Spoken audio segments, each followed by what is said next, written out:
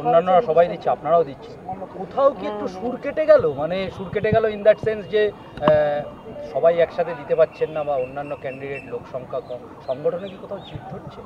সবাই একসঙ্গে দিতে পারছি না মানে বুঝলাম না, কারণ হ্যাঁ বলুন। আমরা তো সবাই একসাথেই এসেছি। আপনারা কিছু এদিক দিয়ে আসতে দিলেন, কিছু বোধহয় এই গেট দিয়ে আমরা ঢুকলাম, সবাই একসাথেই আছি। প্রচারে কোথাও কি এই মুহূর্তে মনে হচ্ছে না যে একটু ঘাটতি খামতি রয়ে গেল জাতীয় কংগ্রেস?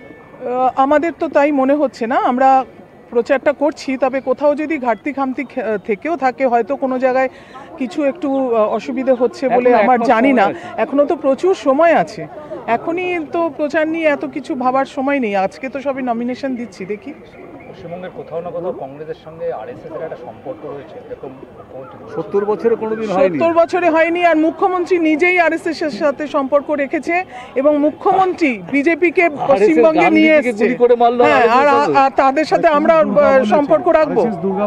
এইসব মুখ্যমন্ত্রী সত্যি মাথাটা সত্যি খারাপ হয়ে গেছে।